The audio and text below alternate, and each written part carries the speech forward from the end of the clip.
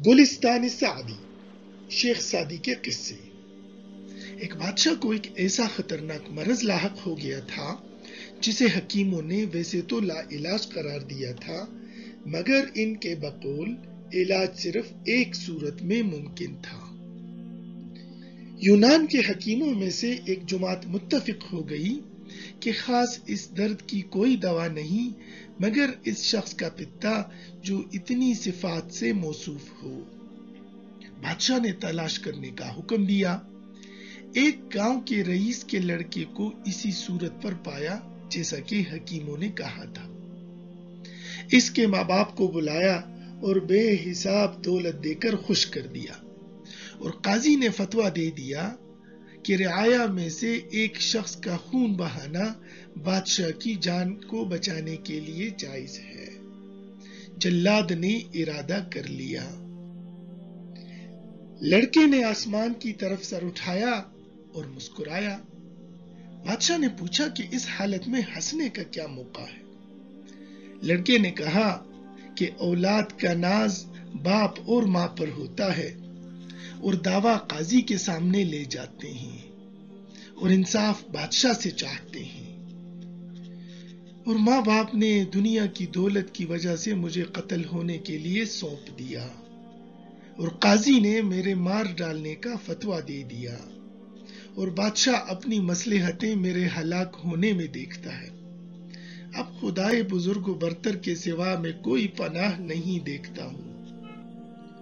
یہ فارسی کا ایک شعر لکھا ہے: پیش کے بر آورم ز دستت فریاد، ہم پیش تو از دست تو میخواہم داد۔ اس کا ترجمہ ہے کہ کس کے آگے تیرے ظلم کی فریاد کروں، تیرے ہاتھ سے تیرے ہی سامنے انصاف چاہتا ہوں۔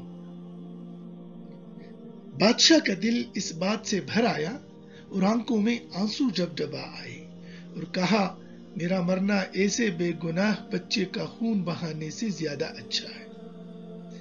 اس کے سر اور آنکھوں کو بوسہ دیا اور اس کو گود میں اٹھا لیا اور اس کو آزاد کر دیا اور بے شمار بخشش دے دی۔ لوگ کہتے ہیں کہ اسی ہفتے میں بادشاہ نے صحت پائی۔ یہ فارسی کا ایک قطعہ لکھا ہے: ہم چنا در فکر آں بیتم کے گفت، پیل بانے بر لب دریائے نیل، زیر پایت گر بدانی حال مور، ہم چو حال تست زیر پائے پیل۔ جس کا ترجمہ ہے: میں اس طرح ایک شیر کی فکر میں ہوں۔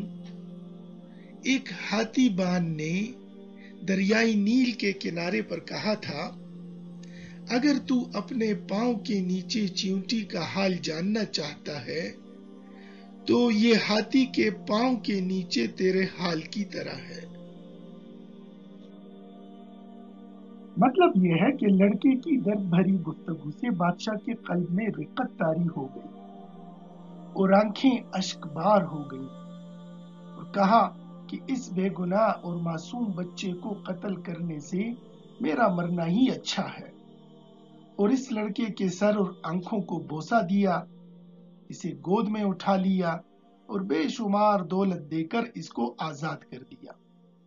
لوگوں کا بیان ہے کہ اسی ہفتے میں بادشاہ تندرست ہو گیا۔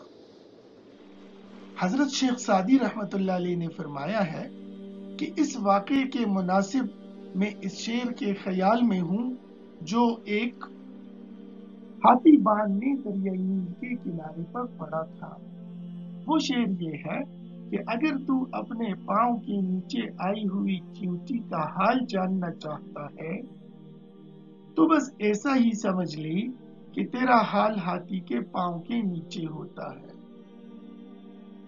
اس حکایت کے ذکر کرنے کا مقصد یہ ہے کہ کسی عہدیدار اور بادشاہ کو اپنے فائدے کی وجہ سے کسی غریب کو ستانا نہیں چاہیے، اور غریبوں اور مسکینوں پر رحم کرنا چاہیے، اس لیے کہ مسکینوں اور غریبوں پر رحم کرنے سے اللہ کی خوشنودی حاصل ہوتی ہے اور اللہ تعالی اپنا فضل و کرم فرماتے ہیں۔